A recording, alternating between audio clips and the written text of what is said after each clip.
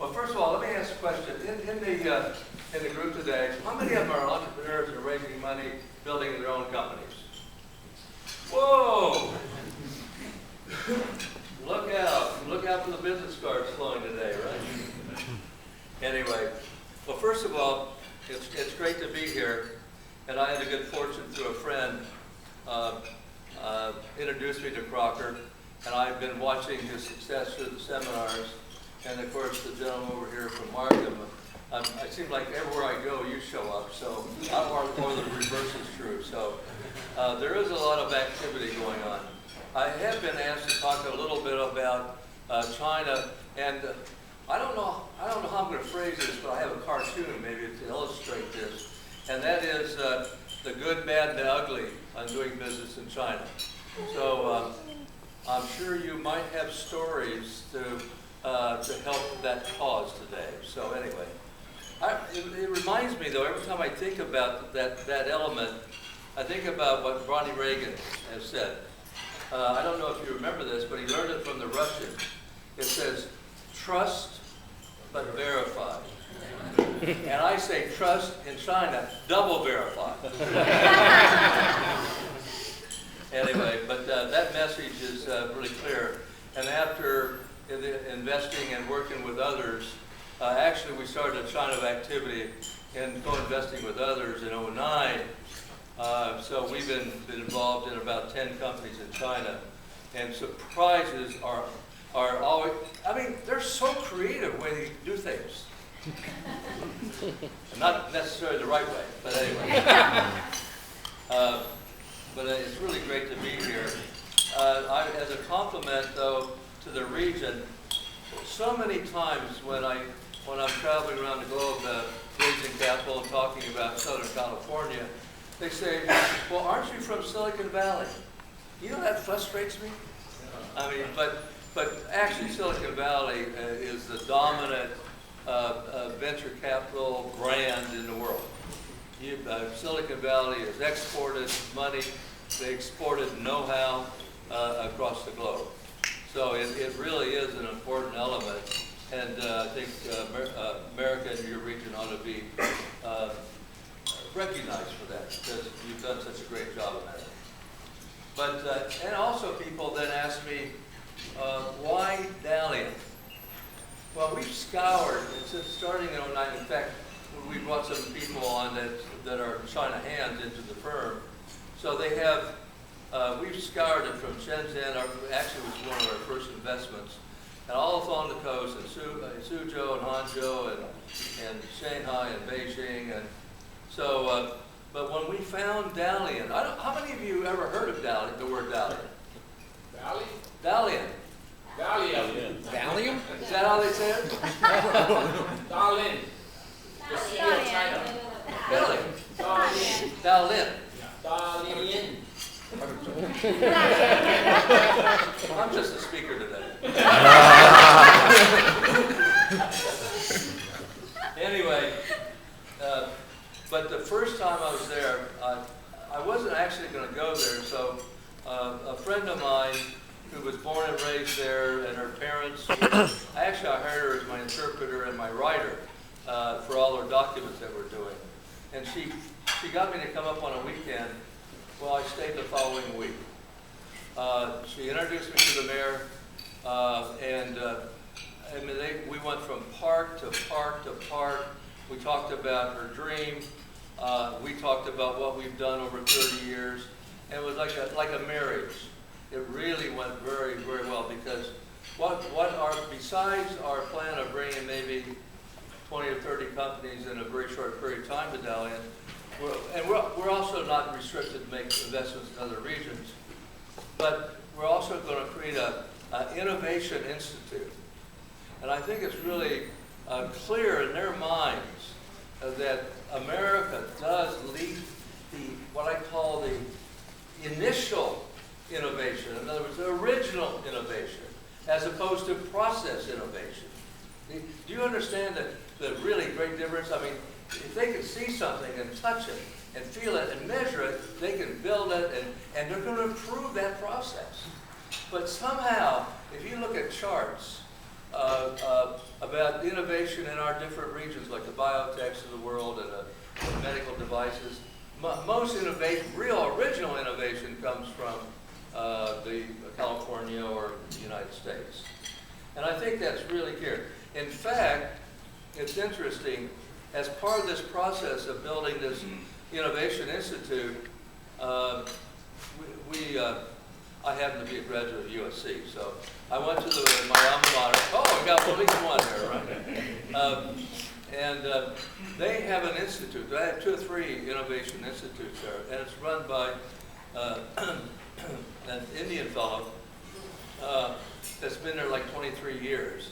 And he's written hundreds of articles. And in fact, he's written a handful of books also. So it'd be worthwhile for you to maybe take a look at it. But he also takes these big grants and money to build out research reports. And it's not been published yet, but I want you to think about this today. If you want to do business in China, he's developed an innovation index for each province. And he's taken the population, the densities, and lots of variables. You know how research minds operate. And he's integrated this into I think it's 50 or 60 pages, still in draft form. But if you're interested, give me one of your business cards. And I think it'd be worthwhile if you want to do business because it matters. And if you go into different regions, they're more receptive to the kind of business that you're doing there. Like Dalian, you know, they build parks. They have a new park. It's called the Biodiverse Park. And they want bioag and biotech and everything biotech. But they also have an IT park that has 90-some Fortune 500 companies. From Intel just put their brand new $3 billion semiconductor plant in Dalian. So anyway, it's a very dynamic place, and it's more modern. And by the way, they also have beaches. It's a peninsula. It's actually a lovely place. Tom, have you been there with your travels? You know, I've never been. Oh, you need to go. It's embarrassing. Oh, no. In fact, there's a quote that they have in some of their brochures. It looks like, I'm going to quote this now, it has the look and feel of a major metropolitan hub, but the mindset of an island resort. And that's about the best way I can describe the dynamics of the street. And they're more international, they're more global. It is a port. It's a logistics center of significance. So the banking is, I find them more flexible as opposed to being rigid. You know, like we try to do a business in Wuhan and all these other different places. They want us to bring equal money. They made the rules so tight that we almost constrained how to do business. But they understood the dynamics of the flow of companies and capital and the integration of know-who, know-how, and capital. It was like they understood what I was saying as compared to the regions. And I don't know, 10 or 20 different regions we looked at to set up our corporate office. So anyway, and our goal, of course, is to make Dalian the innovation hub for China. So anyway, so keep that in mind of what we're trying to do there. I told them that I ought to get maybe I'd get an interim ambassadorship or something like that for carrying out this message about Dalian.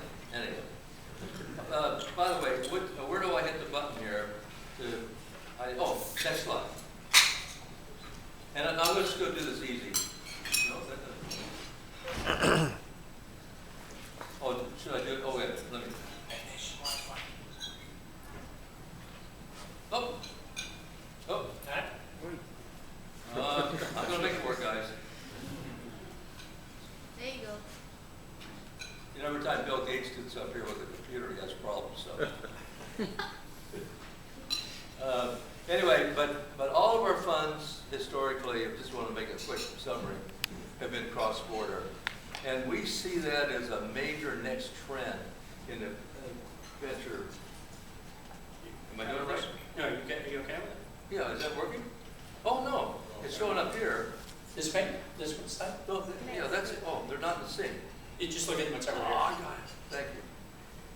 Anyway, so, but we think this way. In fact, the goal is to find a U.S. company or a company somewhere that has a desire and identifiable niche market to take into China. And when we say a niche market, we're talking about venture capital is a little crazy. So we're looking at $1 billion marketplace when we come up. And China is the place to do scalability. So anyway, so that's the reason we're in this cross-border, and we're very excited about it. Let me try this one more time. And I won't bore you, but everybody knows, but these are the funds since the early 80s. You know, Scandinavia, Thailand, Brussels, Japan, Mexico. These are full offices with full funds. So we have friendships throughout all these countries where we had professionals where we hired venture capitalists. And those people are part of my dynamics to China. Anyway, and some down here are some of the success stories. The next one is really the model, the investment model.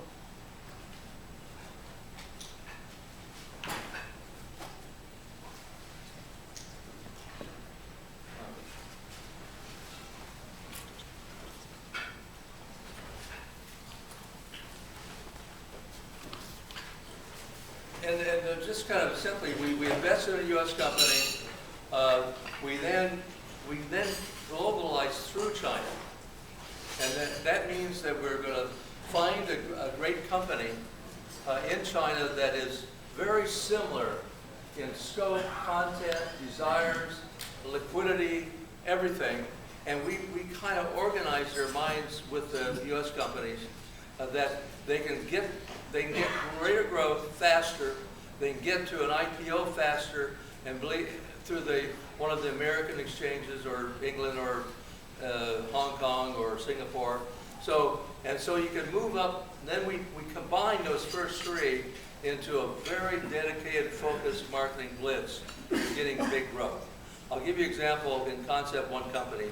A company that was in the telecommunications business went from $2 million from 05 to 010 to $200 million because we found the right partner in China. We found it was a marketing company, had a small manufacturing company, and by the way, manufacturing is no longer the big push for going in there. It helps sometimes, but it's really the relationship and the guanxi that you have in getting things in that market fast. You've got to become Chinese to be there. You understand all that? You can't send gringos out there to go in and do things. You got to Chinaize your company fast. And we did this in every other country the same way. All right? We brought them in. We internalized them to act like Americans, but they're really the local people. And their expertise. That's what we're trying to do. Okay? Anyway, and so we've done this so many times, and the word access is king. You want access to markets, you want access to capital, access to liquidity, and you want to have the right legal structure, and we'll talk about some of those in the future.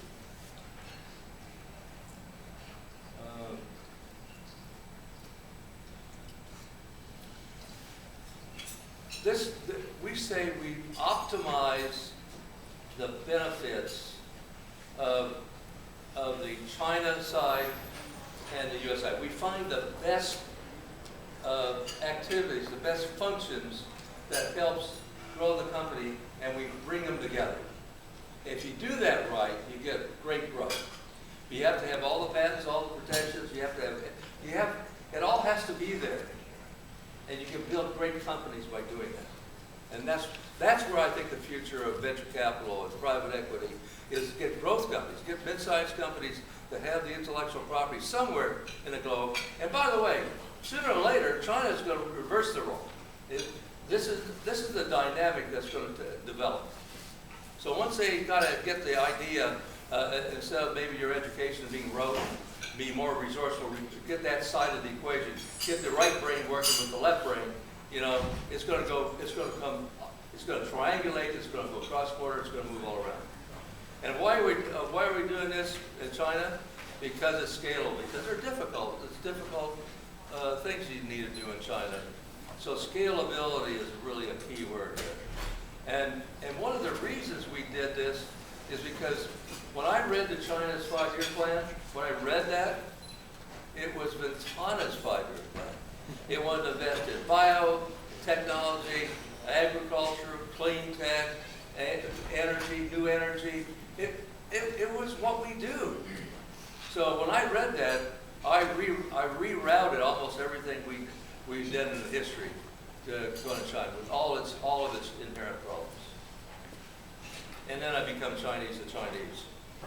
Anyway, I thought this was I was doodling about how to do this, but the good thing, of course, is the national need. China needs everything, and certainly the medical. The new word is telemedicine. That's going to absolutely be a great winner there in many different ways. I mean, it'll move the know-how to the small farms, to the major metropolitan centers. There's just so many things that are going on. And of course, the scalability of China and their 1.3 billion people. The bad, they have a tendency to overpromise. The rule of law, I think one of the things that Tom did in one of his papers he handed out here, you know, it's kind of, I forget what word he used, but the rule of law it wasn't in that category. So it's very important that we keep companies where there's an American origin, and then Chinaize it, so to speak. So, but you've got the benefits of America, and you've got the benefits of China under one company. That's the goal here, guys. And once you do that, you can be a big winner. And of course, in the ugly, and I've been involved with my friends as well, the M&A, overstatement, third-party pricing, false revenues. There's one company I'm involved, I know it's in the education field, where they validated the accounting firm is in great trouble because of they didn't go deep enough in validating there's no cash. There wasn't even a division, and yet it was on the books. I mean, there's things that they do there that with the wrong mindset. So that's the ugly side. But look, the current president, it's all going to change. That's the reason you have to be there now, because the size of the markets are so huge. Tom, can you explain a little bit more about the M&A side? Yeah. What do you mean by ugly? Yeah. Sorry. Sure. Well, the company one of the first companies we acquired, it was in Shenzhen, and we thought we did a good job on due diligence. Well, we found out that the receivables weren't real receivables. I mean, but they made it perfect looking on the books. I mean, they organized it so even we went to the banks to verify the cash, and somehow someone got to that banker. There was no cash. I mean, so those are the kind of things that creep up. So what did I say about Ronnie Reagan? You know, double, triple, you know, believe but verify. I mean, that is really a must, guys. That's where the surprises come. Big time. And of course, if you've got great friendships and you're kind of on the edge of your personality or your personal beliefs, you can set up a dummy entity, and all of a sudden, you know, he gets a lot of money, you get a lot of money back, and you overpaid for it, but you had an entity, and that's what happened. That's happened. Literally happened. As long as you have tight friendships, and the guanxi is a great word, but I don't know if I'm pronouncing it right. Am I, young man? But anyway, the point is, you know, it's good to have friends like that, but it can be used for wrong reasons as well. So that's a challenge. I'm about done here. So, that was it. Okay, great. So, and we have one question. I think we probably have time for one more question for Tom. I'm sorry, I didn't really get it. What do M&A stand for? Mergers and acquisitions. Oh. Yeah. And again, to get the kind of growth that we want also, one, we need to Chinaise ourselves. So we need to, and we want to buy some share of that market. so we're not a newbie in the marketplace and when we're in China. So our goal is to find the right compatible complementary company where we can do that. And that's what we did in every company that now we've been able to find. But it's difficult because one, culture is not on a priority, and number two, the valuations are, we had to hire specialty firms to go in and work on the valuation issues. So anyway, thank you very much.